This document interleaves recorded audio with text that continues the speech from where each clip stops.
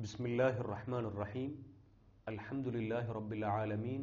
வஸ்ஸலாத்து வஸ்ஸலாமு அலா சய்யிதினா முஹம்மதின் வ அலா ஆலிஹி வ அஸ்ஹாபிஹி வ மன் தபிஅஹும் பி இஹ்சானின் இலா யௌமித்தீன். அம்மா பஅத். பெருமதிப்பிற்குரிய கண்ணியத்திற்குரிய இஸ்லாமிய சகோதர சகோதரிகளே, உங்கள் அனைவருக்கும் அஸ்ஸலாமு அலைக்கும் வரஹ்மத்துல்லாஹி வபரகாத்துஹு. இன்றைய இந்த விரிவுரையிலே நாங்கள் மிக முக்கியமான ஒரு தலைப்பு சம்பந்தமாக சில கருத்துக்களை உங்களோடு பகிர்ந்து கொள்ள ஆசைப்படுகின்றோம். அது முஸ்லிம்களுக்கும் முஸ்லிம் அல்லாதவர்களுக்கும் இடையிலான உறவு எப்படி இருக்க வேண்டும் என்பது பற்றிய சில கருத்துக்களாகும். இஸ்லாத்தை பொறுத்தவரையிலே முஸ்லிம்கள் தமது கொள்கையை ஏற்றுக்கொள்ளாமல் இருக்கின்ற பிற மதங்களைச் சேர்ந்த இனங்களைச் சேர்ந்த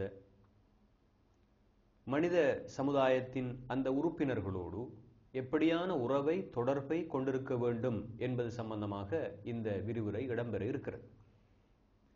இது பற்றி நாங்கள் சொல்லுகின்ற பொழுது மிக அடிப்படையான ஒரு உண்மையை புரிந்து கொள்ள வேண்டும். இஸ்லாத்தை பொறுத்தவரையில் அது ஒரு சம்பூர்ணமான வாழ்க்கை திட்டம் என்று நாங்கள் சொல்லுகிறோம்.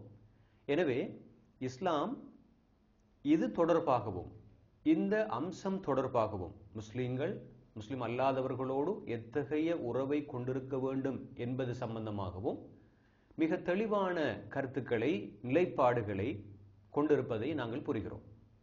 மனித வாழ்வின் எந்த ஒரு கேள்விக்கும் எந்த ஒரு பிரச்சனைக்கும் இஸ்லாம் தீர்வு சொல்லாமல் இல்லை. அந்த வகையில்தான் இந்த தலைப்பு தொடர்பாகவும் இஸ்லாத்திலே மிக தெளிவானதும் பொருத்தமானதுமான வழிகாட்டல்கள் இருப்பதை நாங்கள் பார்க்கிறோம். அதே நேரம் இப்படியான ஒரு தலைப்பு சம்பந்தமாக நாங்கள் பேச வேண்டியதன் அவசியம் என்ன என்பதனை பற்றியும் நாங்கள் சிந்திக்க வேண்டும். தற்போதைய உலக நடப்புகளை எடுத்து பார்க்கின்ற பொழுது முஸ்லிம்களை பற்றி இருக்கின்ற மிக முக்கியமான ஒரு தப்பபிப்பிராயத்தை நாங்கள் கவனத்திலே கொள்ள வேண்டும். முஸ்லிம்கள் என்போர் தமக்குள் மாத்திரம் குறுகிய சுயநலமிகளான ஒரு குழுவினர். அவர்கள் தமது கொள்கையை தமது மதத்தை ஏற்றுக்கொள்ளாத மனிதர்களோடு மக்களோடு மிகவும் கொடூரமாகத்தான் நடந்து கொள்வார்கள். அவர்கள் சகிப்புத்தன்மையோடு வாழுவதில்லை. சக வாழ்வு என்பது முஸ்லிம்களை பொறுத்தவரையில் சாத்தியப்பட மாட்டாது என்ற ஒரு கருத்து முஸ்லிம் அல்லாதவர்களிடத்திலே மிக தீவிரமாக தற்கால உலகத்திலே வளர்க்கப்பட்டு வருகிறது. எனவே இஸ்லாத்தில் பொறுத்தவரையில் இந்த கருத்து எந்த அளவு தூரம் உண்மையானது என்பதனை நாங்கள் தெரிய வேண்டிய கடமை இருக்கிறது. அது முதலாவது.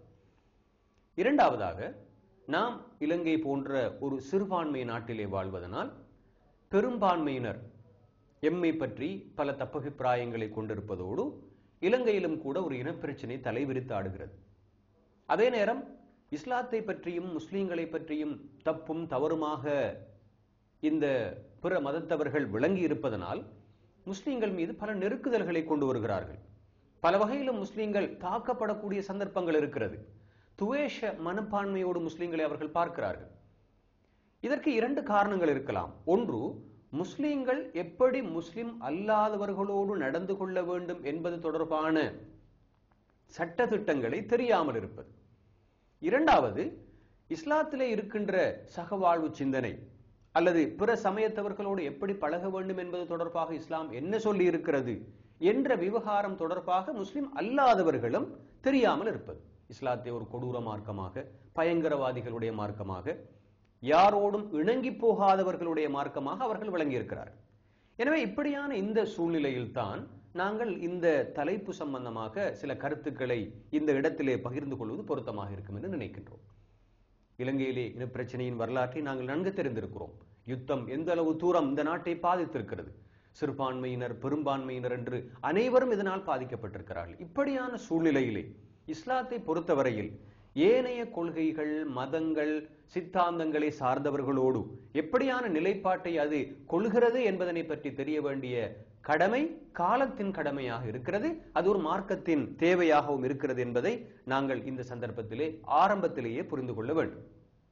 எனவே சர்வதேச ரீதியாக இருக்கின்ற இஸ்லாத்தை பற்றிய தப்பபிப்பிராயத்தை நீக்குவதற்கும் ஒரு சிறுபான்மை நாட்டில் முஸ்லிம்களாகிய நாம் ஏனையவர்களோடு எப்படி பழகலாம், பழகுவதற்கான வரையறைகள் என்ன, இஸ்லாம் அது சம்பந்தமாக எமக்கு தந்திருக்கின்ற வழிகாட்டல்கள் என்ன என்பதனை பற்றி தெரிந்து கொள்ள வேண்டிய கடமைப்பாடு இந்த சூழ்நிலை இருக்கிறது. எனவே மிக முக்கியமாக இது தொடர்பாக சில அடிப்படையான கருத்துக்களை நாம் இங்கு ஒவ்வொன்றாக எடுத்துக்காட்ட விரும்புகின்றோம். முதலாவது கருத்து, முஸ்லிம்களை பொறுத்தவரையில் முஸ்லிம் அல்லாதவர்களோடு அவர்களுக்கு இருக்கின்ற உறவு என்று வருகின்ற பொழுது அங்கு முதலாவது கவனிக்கப்பட வேண்டிய ஒரு கருத்து இருக்கிறது. முஸ்லிம்கள் முஸ்லிம் அல்லாதவர்களை மனிதர்களாக பார்க்க வேண்டும். அவர்களும் மனிதர்கள் தான். அவர்களும் முஸ்லிம்களாகிய எம்மை படைத்த அதே இறைவனுடைய படைப்புகள் தான். மனிதர்கள், அவர்களுக்கும் மனிதர்களுக்கு இருக்கின்ற தேவைகள், ஆசாபாசங்கள், தேட்டங்கள், பிரச்சனைகள் எல்லாம் இருக்கிறது. அவர்களுடைய உடம்பில் ஓடுவதும் எமது உடம்பில் ஓடுகின்ற அதே ரத்தம் தான். எம்மை படைத்த அதே ரட்சகன் தான் அவர்களையும் படைத்திருக்கிறான். ஆதம் ஹவ்வா எனப்படுகின்ற ஒரு ஆணிலிருந்தும் பெண்ணிலிருந்தும் தான் இந்த முழு மனித சமுதாயம் தோற்றம் பெற்றிருக்கிறது என்ற அந்த சிந்தனை எமக்கு வர வேண்டிய தேவை முதலாவது இருக்கிறது. இனப்பிரச்சனையாக இருக்கலாம், அல்லது சர்வதேச ரீதியாக ஏற்படுகின்ற இந்த முரண்பாடுகளாக இருக்கலாம். இந்த முரண்பாடுகள் அனைத்து தொடர்பாகவும் இஸ்லாம் கொள்ளுகின்ற முதலாவது நிலைப்பாடு, ஒரு மனிதன் எந்த சமயத்தை சேர்ந்தவனாக இருந்தாலும், எந்த கொள்கையை பின்பற்றுபவனாக இருந்தாலும் அவனும் மனித இனத்தை சேர்ந்தவன். எனவே மனித சகோதரத்துவம் என்ற அடிப்படையில் நாம் இந்த விவகாரங்களை முதலில் அணுக வேண்டும் என்று இஸ்லாம் நமக்கு சொல்லித் தருகிறது. குர்ஆனிலே அல்லாஹ் தஆலா இன்னா ஹலக்னாகும் மின் தக்கரின் வ உன்ஸா, உங்கள் அனைவரையும் மனிதர்களே, யா அய்யுஹன் நாஸ் என்றுதான் விളിக்கிறது. மக்களே, மூமின்களே என்று சொல்லவில்லை. உங்கள் அனைவரையும் நாங்கள் ஒரு ஆணிலிருந்தும் ஒரு பெண்ணிலிருந்தும் தான் படைத்திருக்கிறோம். யா அய்யுஹன் நாஸ் இத்தகு ரப்பக்கும் அல்லதி خلقكم من نفس واحدة وخلق منها زوجها وبث منهما رجالا كثيرا ونساء. நிச்சயமாக மனிதர்களே, நீங்கள் அல்லாஹ் தஆலாவாகிய இரட்சகனை நீங்கள் பயந்து கொள்ளுங்கள். அவன் எப்படிப்பட்டவன் என்றால், ஒரு ஆத்மாவிலிருந்து தான் உங்களை படைத்திருக்கிறான். அந்த ஆத்மாவிலிருந்து அதனுடைய சோடியை படைத்திருக்கிறான் என்று குர்ஆன் தெளிவாகவே சொல்லி காட்டுகிறது. அந்த வகையில் எந்த பிரச்சனை வருகின்ற பொழுதும், இனப்பிரச்சனையாக இருக்கலாம், அல்லது மொழி ரீதியான பிரச்சனையாக இருக்கலாம், அல்லது வேறு வேறு மாச்சரியங்களின் அடிப்படையில் மனித சமூகம் பிரிவதாக இருக்கலாம், பிரிகின்ற பொழுதெல்லாம் மனதில் கொள்ள வேண்டிய ஒரு அடிப்படையான கருத்தை இஸ்லாம் சொல்லித் தருகிறது. யாராக இருந்தாலும், எந்த பிரதேசத்தில் வாழ்ந்தாலும், எந்த நிறத்தை உடையவர்களாக இருந்தாலும் அவர்களும் மனிதர்கள். எனவே அவர்களுடைய உணர்வுகளை மதிக்க வேண்டும், அவர்களுடைய பிரச்சனைகளிலே நாங்களும் பங்கு கொள்ள வேண்டும் என்ற அந்த சிந்தனை முதலாவது இஸ்லாத்தை பொறுத்தவரையிலே முஸ்லிம்களுடைய மனதிலே ஊட்டப்படுகிறது என்பதை புரிந்து கொள்ள வேண்டும். எனவேதான் ரசூலுல்லாஹி ஸல்லல்லாஹு அலைஹி வஸல்லம் அவர்களும் கூட ஒரு முறை ஒரு யூதருடைய பிரேதம் தனக்கு பக்கத்தால் எடுத்துச் செல்லப்பட்ட பொழுது அவர்கள் எழுந்து நின்று மரியாதை செய்தார்கள். அந்த நேரத்திலே அவர்களோடு இருந்த தோழர்கள் கேட்டார்கள், யா ரசூலல்லாஹ், அதுதான் ஒரு யூதருடைய ஜனாசாவாகிவிட்டதே. அந்த கேள்வியின் அர்த்தத்தை நாங்கள் புரிய வேண்டும். இஸ்லாத்தை காலாகாலமாக எதிர்த்து கொண்டிருக்கின்ற, மிகவும் கடுமையான எதிர்ப்பை காட்டிக் கொண்டிருக்கின்ற ஒரு சமூகம் யூத சமூகம் மதீனாவை பொறுத்தவரையில். அப்படிப்பட்ட ஒரு மனிதனுடைய பிரேத ஊர்வலத்துக்கு நீங்கள் எழுந்து நின்று மரியாதை செய்வதா என்று கேட்ட பொழுது அவர்கள் சொன்ன பதில் மிகவும் முக்கியமானது. அலைசத் நப்சன், அந்த ஆத்மாவுக்கு சொந்தமான அந்த மனிதன், அவனுக்குள் அடங்கியிருந்த அந்த ஆத்மாவும் அதுவும் ஒரு ஆத்மாதானே, அலைசத் நப்சன், அது ஒரு ஆத்மா இல்லையா என்று கேட்டார்கள். அதனுடைய அர்த்தம் என்ன? அதுவும் என்னை படைத்த அதே இரட்சகனுடைய ஒரு படைப்பு தான் என்ற வகையில் நாங்கள் எல்லோரும் மனித இனத்தைச் சேர்ந்தவர்கள் என்ற வகையில் நான் அந்த மனிதனை கௌரவப்படுத்தி இருக்கிறேன் என்ற கருத்தை தான் அருமை ரசூலுல்லாஹி ஸல்லல்லாஹு அலைஹி வஸல்லம் அவர்கள் சொல்ல வந்தார்கள். எனவே ஒரு மனிதனை நாங்கள் ஒரு யூதனாக, கிறிஸ்தவனாக, பௌத்தனாக, இந்துவாக அல்லது நெருப்பு வணங்கியாக பார்ப்பதற்கு முன்னால் அவனை ஒரு மனிதனாக பார்க்க வேண்டும். என்னை படைத்த அதே இரட்சகன் தான் அவனையும் படைத்திருக்கிறான் என்ற அந்த உணர்வு வருகின்ற பொழுது நிச்சயமாக பிரச்சனைகளில் பல்வேறுபட்ட பிரச்சனைகளை தீர்க்க முடியும். இன்று உலகத்தை நாங்கள் பார்க்கின்றோம். மிருகங்களுக்கு கொடுக்கப்படுகின்ற மதிப்பு சக மனிதர்களுக்கு கொடுக்கப்படுவதாக இல்லை. பல சந்தர்ப்பங்களிலே வீடுகளிலே செல்ல பிராணிகளாக நாய்களும் பூனைகளும் வளர்க்கப்படுகின்றன. மிகவும் தரமான உணவுகள் கொடுத்து வளர்க்கப்படுகிறது. அந்த மிருகங்களுக்கு வைத்திய சிகிச்சைக்காக வேண்டி பல லட்சக்கணக்கான ரூபாய்கள் ஒதுக்கப்படுகிறது. ஆனால் பக்கத்து வீட்டிலே இருக்கின்ற ஒருவன் மனிதனாக இருக்கிறான், பட்டினியோடு இருக்கிறான், பசியாக இருக்கிறான், ஆனாலும் அவன் வேற்று மதத்தைச் சேர்ந்தவனாக இருக்கிறான் என்ற ஒரே காரணத்திற்காக அவனை கவனிக்காமல் பசியோடு பட்டினியோடு விட்டு விடுகின்ற ஒரு காலத்தை பார்க்கிறோம். எனவே இந்த அடிப்படையான சிந்தனை, நாம் அனைவரும் மனிதர்கள் என்ற அந்த சிந்தனை இஸ்லாத்தை பொறுத்தவரையில் இன நல்லிணக்கத்திற்கு, சமாதான சகவாழ்வுக்கு, மனித சமுதாயத்தின் ஐக்கியத்திற்கு இடப்படுகின்ற மிக முக்கியமான ஒரு அடிப்படையாக இருக்கிறது என்பதை இந்த இடத்திலே நாங்கள் விளங்கிக் கொள்ள வேண்டியவர்களாக இருக்கிறோம். இது முதலாவது அடிப்படை. முஸ்லிம்கள் முஸ்லிம் அல்லாதவர்களை இப்படித்தான் பார்ப்பார்கள். இரண்டாவது மிக முக்கியமான இன்னும் ஒரு அடிப்படையும் இருக்கிறது.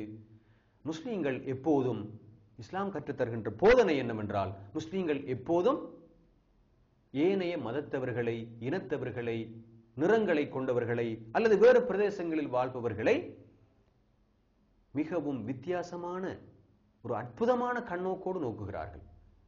அந்த வித்தியாசங்கள், மாச்சரியங்கள், மத வித்தியாசம், மொழி வித்தியாசம், நிற வித்தியாசம், பிரதேச வித்தியாசம், கருத்து முரண்பாடுகள், இது எல்லாம் அல்லாஹு தஆலாவுடைய ஏற்பாடுகள், உலக வாழ்வின் நியதிகள் என்று அவர்கள் பார்க்கிறார்கள். நாம் ஏற்றுக்கொண்டிருக்கின்ற இஸ்லாத்திலேதான் முழு மனித சமுதாயமும் வந்து சேர வேண்டும் என்று நாம் எதிர்பார்க்க முடியாது. நாம் பிரச்சாரம் செய்வோம், ஆனால் அந்த பிரச்சாரத்தை சிலர் ஏற்றுக்கொள்ள மாட்டார்கள். அல்லாஹு தஆலா குர்ஆனிலே கூட சொல்லுகின்றான், வலவ் ஷாஅ ரப்புக லஆமன மன் ஃபில் அர்தி குல்லுஹும் ஜமீஅன். உமது இரட்சகன் அல்லாஹு தஆலா நாடி இருந்தால் நிச்சயமாக உலகத்தில் இருக்கின்ற அனைவரும் விசுவாசம் கொண்டிருப்பார்கள் என்று குர்ஆன் சொல்கிறது. அதனுடைய கருத்து என்ன? அல்லாஹு தஆலாவுடைய நாட்டம் உலகத்தில் பல்வேறுபட்ட மதங்கள் இருக்க வேண்டும் என்பது, எல்லோரும் இஸ்லாத்தை தழுவ வேண்டும் என்பது அல்லாஹ்வுடைய நாட்டம் அல்ல. அதனுடைய அர்த்தம் அவர்களை எல்லாம் அவன் வழிகெடுத்து விட்டான் என்பது அல்ல. உலகத்திலே இஸ்லாமிய பிரச்சாரம் செய்யப்பட்டும் கூட சிலர் ஏற்றுக்கொள்ளாமல் இருப்பார்களாக இருந்தால் அதுதான் உலக நியதியாக இருக்கும் என்று அவன் சொல்ல வருகிறான். எனவேதான் ரசூலுல்லாஹி ஸல்லல்லாஹு அலைஹி வஸல்லம் அவர்களை பார்த்து குர்ஆன் சொல்கிறது, அஃப அன்த துக்ரிஹுன் நாஸ ஹத்தா யகூனு முஃமினீன். அவர்கள் அனைவரும் விசுவாசிகளாக மாறுவதற்காக வேண்டி நீங்கள் அவர்களை பலாத்காரப்படுத்துகிறீர்களா என்று குர்ஆன் கேட்கிறது. எனவே அன்பின் இஸ்லாமிய சகோதர சகோதரிகளே, இந்த வித்தியாசங்கள் அல்லாஹு தஆலாவுடைய நாட்டங்கள் என்பதை ஒரு முஸ்லிம் விரும்புகிறான். ஒரு முஸ்லிம் அங்கே தனது மனதிலே பதித்துக் கொள்கிறான்.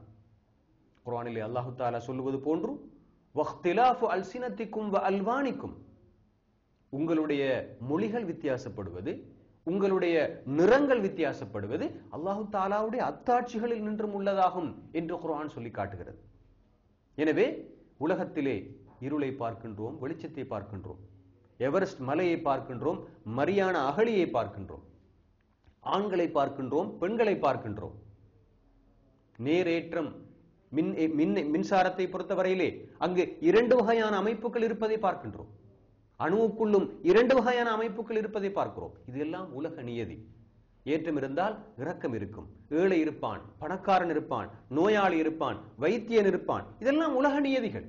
எனவே அல்லாஹு தஆலாவுடைய இந்த நியதியின் ஒரு பகுதியாகத்தான் மத வித்தியாசம் என்பது உலகத்திலே இருக்கிறது என்று ஒரு முஸ்லிம் நம்புகிறான்.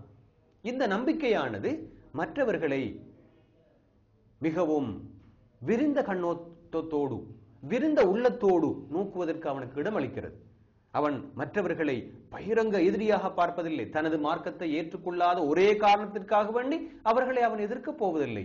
அவர்களுக்காக வேண்டி அவர்களுக்கு எதிராக அவன் ஆயுதங்களை தூக்கப் போவதில்லை.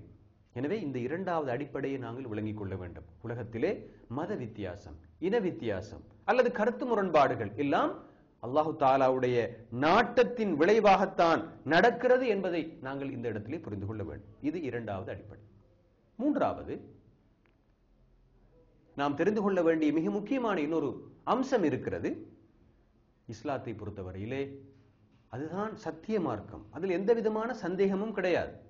அந்த மார்க்கத்தை முழு மனித சமுதாயத்திற்கும் தெரியப்படுத்துவது, அறிமுகப்படுத்துவது, பிரச்சாரம் செய்வது முஸ்லிம்களுடைய கடமை. அது ஃபர்த், அது கட்டாயமான கடமை. அவர்கள் எத்தி வைக்க வேண்டும். வல்தக்கும் மின்கும் உம்மத்துன் யதுஊன இலல் கைர், நன்மையின் பால் அழைக்கக்கூடிய, வயஅமுரூன பில் மஅரூஃப் வயன்ஹவுன அனில் முன்கர், நன்மையை ஏவி தீமையை தடுக்கக்கூடிய கூட்டம் ஒன்று இருக்கட்டும் என்று குர்ஆன் சொல்லுகிறது. உதுஉ இலா சபீலி ரப்பிக், உமது இரட்சகனுடைய பாதையாகிய இந்த இஸ்லாத்தை நோக்கி மக்களை அழைப்பு விடுப்பீராக என்று குர்ஆன் சொல்கிறது. எனவே தாவா கடமை. சரி, இப்போது தாவாவை, இந்த இஸ்லாமிய பிரச்சாரத்தை நாங்கள் செய்தோம். ஆதாரபூர்வமாக பல்வேறுபட்ட கருத்துக்களை நளினமாக, மிகவும் வினயமாக, கவனமாக நாங்கள் எடுத்து கூறினோம். சொல்ல வேண்டிய முறையில் எடுத்து சொன்னோம். அப்படி சொல்லியும் கூட உலகத்தில் இருக்கின்ற அந்த பிற சமயத்தவர்கள் ஏற்றுக்கொள்ளவில்லை என்றால் அவர்களுக்கு எதிராக பலாத்காரத்தை பிரயோகிக்கின்ற உரிமை எங்களுக்கு கிடையாது. குர்ஆனிலே அல்லாஹ் தஆலா என்ன சொல்கிறான்? வ இன் தவல்லவ் ஃபஇன்னமா அலைக்கல் பலாக். அவர்கள் புறமுதுகு காட்டி ஓடிவிடுவார்களாக இருந்தால், உங்களுடைய பிரச்சாரத்தை ஏற்றுக்கொள்ளாத நிலையில் அவர்கள் இங்கிருந்து சென்று விடுவார்களாக இருந்தால் உங்களுடைய பொறுப்பு எத்தி வைப்பது மாத்திரம்தான். எனவே அந்த வசனம் என்ன சொல்கிறது? பலாத்காரப்படுத்துவது உங்களுடைய கடமை அல்ல, உங்களுடைய பொறுப்பு அல்ல, அதற்கான அதிகாரம் உங்களுக்கு கிடையாது. லஸ்தா அலைஹிம் பிமுஸைத்திர். நபியே, அவர்கள் மீது ஆதிக்கம் செலுத்துகின்ற அந்த உரிமை உங்களுக்கு கிடையாது. லா இக்ராஹ ஃபித்தீன், மார்க்கத்திலே பலாத்காரம் கிடையாது. எனவே நாங்கள் இஸ்லாத்தை பிரச்சாரம் செய்தோம். தெளிவான அணுகுமுறைகள், மிகச் சரியான ஆதாரங்களை மிக கவனமாக முன்வைத்து அந்த பிரச்சாரத்தை செய்தோம். அப்படி செய்தும் கூட அவர்கள் ஏற்றுக்கொள்ளவில்லை என்றால் அவர்களை உலகத்திலே நாங்கள் தண்டிக்க மாட்டோம். அவர்களுடைய விவகாரங்களை அல்லாஹு தஆலாவிடத்திலே பொறுப்பு சாட்டி விடுவோம். நாளை மறுமையிலே அவன் அவர்களை கவனித்துக் கொள்ளட்டும், பார்த்துக் கொள்ளட்டும் என்று நாங்கள் விட்டு விடுவோம். உலகத்திலே அவர்களை தண்டிக்க மாட்டோம். அவர்கள் தங்களுடைய மார்க்கத்தை, கலாசாரத்தை, நாகரீகத்தை பின்பற்றுவதற்கான அனுமதியை நாங்கள் வழங்குவோம். அனுமதி வழங்குவது என்பதன் கருத்து அவர்களுடைய கலாசாரம் தான் சரி என்று ஏற்றுக்கொண்டோம் என்பது அல்ல, அவருடைய பண்பாடுகளும் நாகரீகமும் தான் சரி என்று ஏற்றுக்கொண்டோம் என்பது அல்ல. நாம் விரும்பாவிட்டாலும் எமக்கு பக்கத்தில் அவர்கள் வாழுவதை, அவர்கள் சகவாழ்வை எம்மோடு மேற்கொள்வதை நாம் அனுமதிக்க வேண்டும் என்றுதான் இந்த குர்ஆனுடைய வசனங்களிலிருந்து நாங்கள் புரிகிறோம். எனவே சகோதரர்களே, இந்த அம்சத்தை மிக தெளிவாக நாங்கள் விளங்க வேண்டிய கடமைப்பாடு இருக்கிறது. அதாவது நாம் அவர்களுடைய கொள்கையை, நம்பிக்கை கோட்பாடுகளை, நடைமுறைகளை, சட்டங்களை நடைமுறைப்படுத்துவதற்கான அனுமதியை நாங்கள் விரும்பியோ விரும்பாமலோ வழங்க வேண்டும். அதற்குத்தான் சகவாழ்வு அல்லது டொலரன்ஸ், சகிப்புத்தன்மை என்ற கருத்திலே நாங்கள் இங்கே விளங்கப்படுத்துகிறோம். எனவே அவர்களுக்கு நாங்கள் தாவாவை எத்தி வைத்தோம், மிகவும் ஆதாரபூர்வமாக எத்தி வைத்தோம். ஆனாலும் அவர்கள் அதனை ஏற்றுக்கொள்ளவில்லை என்றால் அவர்கள் பற்றிய தீர்மானத்துக்கு நாங்கள் வர முடியாது. அல்லாஹு தஆலா மறுமையிலே அவர்களை கவனித்துக் கொள்வான்.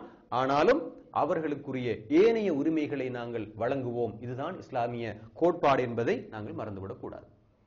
எனவே மதீனாவுடைய சமூக அமைப்பை நீங்கள் எடுத்து பாருங்கள். ரசூலுல்லாஹி ஸல்லல்லாஹு அலைஹி வஸல்லம் அவர்கள் மதீனாவுக்கு வந்ததற்கு பின்னால் அங்கு மதீனா சாசனம் என்ற ஒன்று உருவாக்கப்படுகிறது.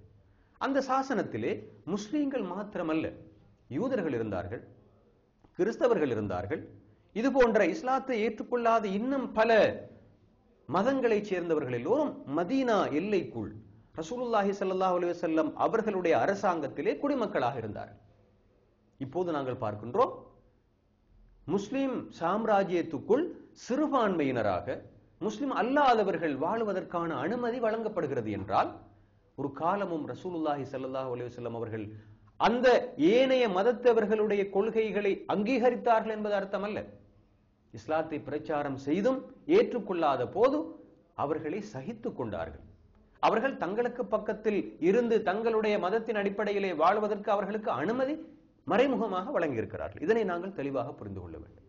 எனவேதான் மீசாக்குல் மதீனா எனப்படுகின்ற மதீனா சாசனத்திலே மிக முக்கியமான ஒரு வாசகம் இடம்பெறுகிறது. லில் யஹூதி தீனுஹும் வலில் முஸ்லிமீன தீனுஹும். யூதர்களுக்கு அவர்களுடைய மார்க்கத்தை பின்பற்றுவதற்கான அனுமதி இருக்கிறது, முஸ்லிம்களுக்கு அவர்களுடைய மார்க்கத்தை பின்பற்றுவதற்கான அனுமதி இருக்கிறது என்று அந்த மதீனா சாசனத்தின் மிக முக்கியமான வாசகம் ஒன்று சொன்னது. எனவே அன்பின் இஸ்லாமிய சகோதர சகோதரிகளே, இந்த வகையில் இந்த கருத்தை மிக கவனமாக நாங்கள் விளங்கிக் கொள்ள வேண்டும். ஏனைய சமயத்தவர்கள், ஏனைய மதங்களைச் சேர்ந்தவர்கள், கொள்கைகளைச் சேர்ந்தவர்கள் இஸ்லாமிய சாம்ராஜ்யத்துக்குள் இருப்பதற்கு இஸ்லாம் அனுமதி வழங்குகிறது. அவர்களுக்கு ஒரு பெயரையும் சூட்டுகிறது. அவர்கள்தான் திம்மியூன்.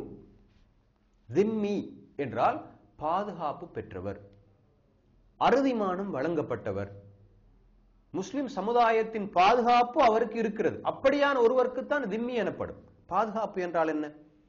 அவர் தனது நம்பிக்கை கோட்பாடுகளை பேணுவதற்கும் அவர் தனது மதத்தின் அடிப்படையிலான வணக்க வழிபாடுகளில் ஈடுபடுவதற்கும் தனது கலாசார தனித்துவங்களை பேணிக் கொள்வதற்கும் தனது சமூக அமைப்பிலே எந்த விதமான அச்சுறுத்தலும் இல்லாமல் வாழுவதற்குமான பாதுகாப்பு அவருக்கு வழங்கப்படுகிறது என்பதுதான் திம்மத் கோட்பாட்டின் சுருக்கமாக இருக்கிறது. எனவே மிக முக்கியமான ஒரு கருத்து, திம்மிக்கள் என்பவர்கள் இஸ்லாமிய வரலாறு நெடுகிலும் இஸ்லாமிய அரசாங்கத்திற்கு கீழால் வாழ்ந்திருக்கிறார்கள் என்பதிலிருந்து இஸ்லாம் முஸ்லிம் அல்லாதவர்கள் மீது பலாத்காரத்தை திணித்திருக்கிறது, அவர்களை கொடுமைப்படுத்தி இருக்கிறது, அவர்களை பலாத்காரமாக மதமாற்றம் செய்திருக்கிறது என்ற கருத்து முற்றிலும் பிழையானது, தவறானதாகும். இஸ்லாமிய வரலாறு நெடுகிலும் நாங்கள் பார்க்கிறோம், பள்ளி வாயிலுக்கு பக்கத்திலேயே தேவாலயங்கள் இருந்திருக்கின்றன. பல சந்தர்ப்பங்களில் அப்படியான காட்சியை நாங்கள் வரலாற்றிலே பார்க்கிறோம். முஸ்லிம் அல்லாதவர்கள் தங்களுடைய வணக்க வழிபாடுகளை அல்லது கிரியைகளை முஸ்லிம் சாம்ராஜ்யத்தின் பல இடங்களிலே செய்து வந்திருக்கிறார்கள் என்பதனையும் வரலாறு எங்களுக்கு சொல்லுகிறது. அதன் அர்த்தம் முஸ்லிம்கள் அவர்களுடைய அந்த பிற சமயத்தவர்களுடைய கொள்கைகளை கோட்பாடுகளை ஏற்றுக்கொண்டார்கள் என்பது அல்ல, சகித்துக் கொண்டார்கள். டொலரேஷன் என்று நாங்கள் சொல்லுவோமே, அவர்களுக்கு அந்த கொள்கையின் மீது பிடிப்பில்லாவிட்டாலும் நிர்பந்தமாக அந்த கொள்கைகள் தமது நாடுகளிலே இருப்பதற்கான அனுமதியை வழங்க வேண்டி இருக்கிறது என்ற நிலைப்பாட்டில் தான் அவ்வாறு செய்திருக்கிறார்கள் என்பதை நாங்கள் புரிய வேண்டும். குர்ஆனை நாங்கள் எடுத்து பார்த்தால் இவ்வாறு முஸ்லிம்களுடைய அரசாங்கத்திலே சிறுபான்மையினராக வாழுவதற்கு விரும்புகின்றவர்களுக்கு பல்வேறுபட்ட உரிமைகளை குர்ஆனிலும் சுன்னாவிலும் நாங்கள் பார்க்கிறோம். அந்த இஸ்லாமிய சாம்ராஜ்யத்தின் ஆளுகையை ஏற்று தலைமைத்துவத்தின் கீழ் வாழுவதற்கு விரும்புகின்ற அந்த திம்மீக்கள் அவர்கள் இஸ்லாத்துக்கு எதிராக ஆயுதம் ஏந்தி போராட முன்வர மாட்டார்கள், முஸ்லிம்களை அவர்களுடைய வீடுகளிலிருந்து வெளியேற்ற மாட்டார்கள், இஸ்லாத்தின் பரவலுக்கு எதிர்ப்பு காட்ட மாட்டார்கள், அவர்களும் அவர்களுடைய நிலையும் பாடும் என்று அவர்கள் இருந்து விடுவார்கள். அப்படியானவர்களுக்கு தான் திம்மீக்கள் என்று பெயர். முஸ்லிம்களும் அவர்களுடைய விவகாரங்களிலே தலையீடு செய்ய மாட்டார்கள். எனவேதான் குர்ஆன் சொல்கிறது, லா யன்ஹாகுமுல்லாஹு அனில்லதீன லம் யுகாத்திலூக்கும் ஃபித்தீன் வலம் யுக்ரிஜூக்கும் அன் தியாரிக்கும் அன் தபர்ரூஹும் வ துக்ஸிது இலைஹிம். யாரெல்லாம் உங்களுக்கு எதிராக உங்களுடைய மார்க்க விவகாரத்திலே உங்களுக்கு எதிராக போராடாமல் இருக்கிறார்களோ, உங்களுடைய மார்க்க விவகாரத்தில் நீங்கள் மார்க்கத்தை பின்பற்றுகிறீர்கள் என்பதற்காக வேண்டி உங்களுக்கு எதிராக ஆயுதம் தூக்காத மனிதர்கள், உங்களை உங்களுடைய வீடுகளை விட்டு வெளியேற்றாதவர்கள், அப்படியான அந்த மனிதர்கள், அதாவது உங்களோடு சகவாழ்வை மேற்கொள்ள விரும்புகின்ற பிற சமயத்தவர்கள், அவர்களை பொறுத்தவரையிலே அன்தபர்ரூஹும் வ துக்ஸிது இலைஹிம், நீங்கள் அவர்களுக்கு உபகாரம் செய்ய வேண்டும், உதவி ஒத்தாசைகளை செய்ய வேண்டும். வ துக்ஸிது இலைஹிம், நீங்கள் அவர்களோடு நீதியாக நியாயமாகத்தான் நடக்க வேண்டும் என்று குர்ஆன் சொல்லி காட்டுகிறது. எனவே திம்மீக்கள் எனப்படுபவர்கள் முஸ்லிம்களுக்கு எந்த தொந்தரவையும் தராதவர்கள், முஸ்லிம்களோடு ஐக்கியமாக இணக்கமாக வாழுவதற்கு விரும்புகின்ற அந்த பிற சமயத்தவர்களை பொறுத்தவரையில் அவர்களுக்கான உரிமைகளை வழங்கும்படிதான் குர்ஆன் சொல்லி காட்டுகிறது. உரிமைகள் மாத்திரமல்ல, அதற்கும் அப்பால் சென்று அவர்களுக்கு உதவிகளை செய்யுங்கள், அவர்களோடு எந்த சந்தர்ப்பத்திலும் அநீதியாக நடக்க வேண்டாம் என்ற கருத்தை குர்ஆன் சூரத்துல் மும்தஹனாவின் சொல்லி காட்டுவதை நாங்கள் பார்க்கிறோம். 8வது வசனத்திலே இந்த கருத்து மிக தெளிவாக சொல்லப்படுகிறது. அது மாத்திரமல்ல, மத சுதந்திரம் என்று வருகின்ற பொழுது முஸ்லிம்கள் முஸ்லிம் அல்லாதவர்களுக்குரிய அந்த மத உரிமைகளை வழங்க வேண்டும். குர்ஆன் என்ன சொல்கிறது? லா தசுப்புல் லதீன யதுஊன மின் தூனில்லாஹி ஃபயசுப்புல்லாஹ அதுவன் பிகைரி இல்ம். முஸ்லிம் அல்லாதவர்கள் அழைக்கின்ற அந்த தெய்வங்களை நீங்கள் ஏச வேண்டாம், தூஷிக்க வேண்டாம். அவ்வாறு நீங்கள் ஏசுவீர்களாக இருந்தால் அவர்கள் அத்துமீறி வரம்பு மீறி அல்லாஹு தஆலாவை ஏச ஆரம்பிப்பார்கள் என்று குர்ஆன் அதற்கான காரணத்தை சொல்லி காட்டுகிறது. அல்லாஹு தஆலாவுக்கு நாங்கள் ஏச்சு வாங்கி கொடுக்க கூடாது என்று நாங்கள் விரும்புவதாக இருந்தால், அல்லாஹு தஆலா ஏச்சுப்படக்கூடாது என்று நாங்கள் விரும்புவதாக இருந்தால், அந்த பிற சமயத்தவர்கள் வணங்குகின்ற தெய்வங்களை நாங்கள் நையாண்டி பண்ணக்கூடாது. அவர்களுடைய தனித்துவங்களை, கலாசாரங்களை, பண்பாட்டு விழுமியங்களை, அவர்களுக்கென்றுள்ள தனித்துவங்களை நாங்கள் கொச்சைப்படுத்தக்கூடாது என்பதுதான் இந்த குர்ஆனுடைய வசனத்திலிருந்து நாங்கள் புரிகிறோம். இந்த குர்ஆனுடைய வசனம் இறக்கப்பட்டதன் சந்தர்ப்பத்தை இமாம் இப்னு அப்பாஸ் ரலியல்லாஹு தஆலா அன்ஹு அவர்கள் சொல்கிறார்கள். காபிர்கள் மக்காவுடைய காலப்பிரிவிலே ஒரு தடவை வந்து ரசூலுல்லாஹி ஸல்லல்லாஹு அலைஹி வஸல்லம் அவர்களிடத்திலே சொல்லுகிறார்கள், நாங்கள் வணங்குகின்ற தெய்வங்களை ஏசுவதை நிறுத்த வேண்டும்.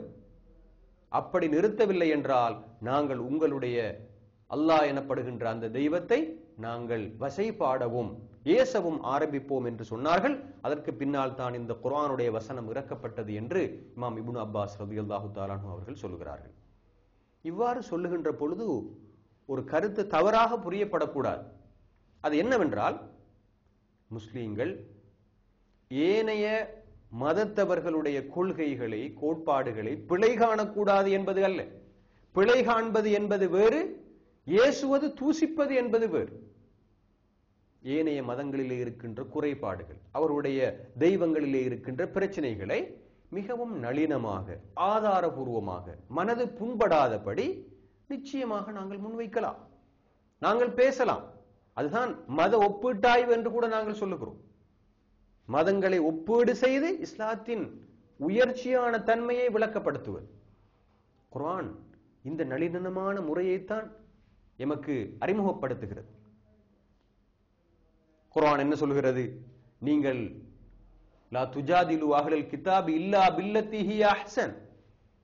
நீங்கள் அஹ்லுல் கிதாபுகள் எனப்படுகின்ற யூதர்களோடும் நசாராக்களோடும் நீங்கள் தர்க்கம் புரிய ஆரம்பிக்கின்ற பொழுது மிகவும் சிறந்த அணுகுமுறைகளைத்தான் தர்க்கங்களுக்காக நீங்கள் பயன்படுத்த வேண்டும் என்று குர்ஆன் சொல்லி காட்டுகிறது. எனவே சிறந்த அணுகுமுறைகள், நளினமான அணுகுமுறைகள். வகூலா லஹு கௌலன் லய்யினா. ஹாரூன் அலைஹிஸ்ஸலாம் அவர்களையும் மூசா அலைஹிஸ்ஸலாம் அவர்களையும் ஃபிரௌனிடம் செல்லும்படி கூறிய அல்லாஹு தஆலா, நீங்கள் அவனுக்கு மிருதுவான வார்த்தைகளை பேசுங்கள் என்று சொல்லி காட்டுகிறான். மிக பெரிய கொடுங்கோலனாகிய அந்த அரசனிடத்திலே செல்லுகின்ற பொழுது கூட நீங்கள் பேசுகின்ற வார்த்தைகளை தெரிவு செய்து பேச வேண்டும். நளினமான வார்த்தைகள், புண்படாத வார்த்தைகள். எனவே உலகத்தில் இருக்கின்ற மதங்கள், கொள்கைகளை நாங்கள் விமர்சிக்க முடியும். நாங்கள் தாராளமாக அவர்களுடைய தவறுகளை சுட்டிக்காட்ட முடியும். இஸ்லாத்தின் சிறப்பு பண்புகளை எடுத்து காண்பிக்க முடியும். அதில் எந்த விதமான தவறும் கிடையாது. ஆனால் நாங்கள் எப்படி அதனை செய்கிறோம் என்பதுதான் முக்கியம். அந்த வகையில் முஸ்லிம் சமூகத்திலே இருக்கின்ற மக்களுக்கான அறிவுறுத்தல் ஒன்று இங்கே வெளிப்படுவதை பார்க்கிறோம். உங்களுடைய சமுதாயத்திலே வாழுகின்ற முஸ்லிம் அல்லாதவர்களுடைய நம்பிக்கை கோட்பாடுகள், அவர்கள் வணங்குகின்ற தெய்வங்கள், அவர்களுடைய கலாசார தனித்துவங்கள் என்பவற்றை நீங்கள் நையாண்டி பண்ணக்கூடாது, நீங்கள் இழிவுபடுத்தக்கூடாது என்றுதான் குர்ஆன் இங்கு சொல்லி காட்டுகிறது.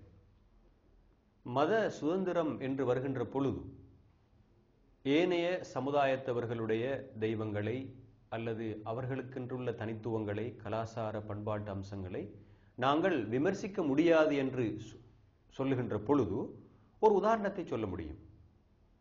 ரசூலுல்லாஹி ஸல்லல்லாஹு அலைஹி வஸல்லம் அவர்களுக்கு எதிராக கார்ட்டூன் ஒன்று வரையப்பட்டது.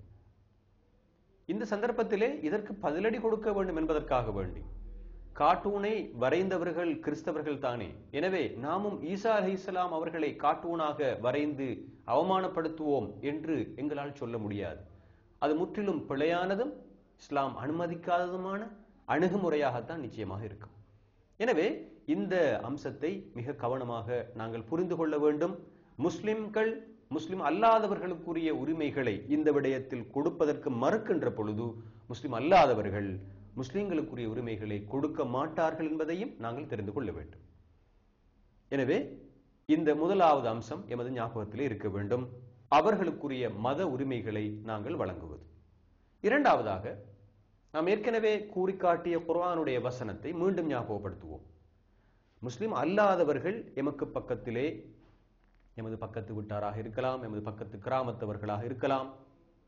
இப்படியான சந்தர்ப்பத்திலே இவர்கள் எங்களோடு நெருக்கமாக வாழுவதற்கு விரும்புகின்ற பொழுது அவர்களோடு நல்லுறவை நாங்கள் பேண வேண்டும் என்று இஸ்லாம் சொல்கிறது. மனித அடிப்படையிலான மனிதாபிமான உதவிகளை அவர்களுக்கு செய்ய வேண்டும் என்றுதான் குர்ஆன் சொல்கிறது. அவர்களும் மனிதர்கள் என்ற வகையில். இன்று நாம் சர்வசாதாரணமாக இலங்கை போன்ற ஒரு சிறுபான்மை நாட்டை எடுத்துக்கொண்டால், எமது பக்கத்து வீட்டாராக ஒரு பௌத்தர் அல்லது ஒரு இந்து அல்லது ஒரு கிறிஸ்தவர் இருக்கிறார்.